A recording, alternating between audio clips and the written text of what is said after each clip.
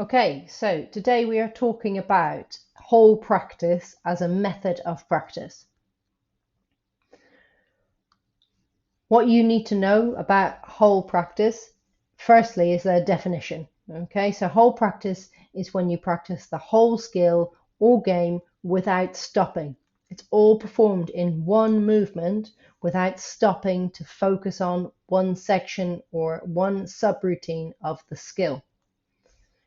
By comparison, part practice, which is the other method of practice we'll talk about next lesson, is practicing the skill in parts, focusing on sections of the game in isolation. So that's when you break a skill down, generally a complex skill that's got subroutines, and focus on one part and then put it all back together and perform the skill as a whole in the game or under pressure. Okay, so today the focus is whole practice. When would you use whole practice?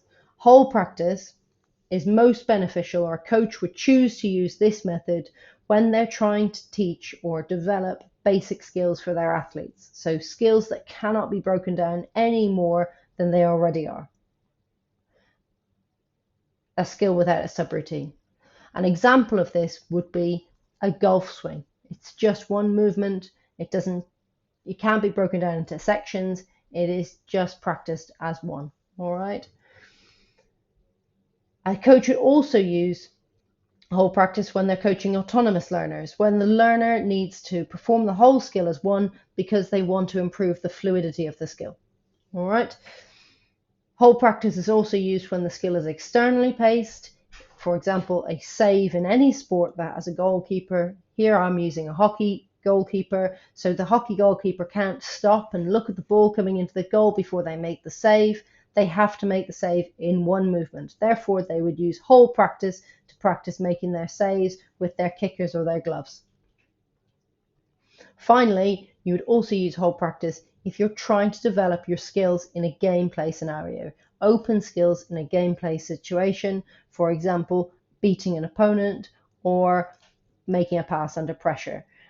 Athletes generally in the associative or the autonomous stage of learning will use whole practice when they're developing their open skills. Coaches might also use whole practice for practical reasons. They might have limited time, or they might have really big groups where they don't have time to go around and give individual feedback. They just want to get the athletes playing and practicing the skills on their own.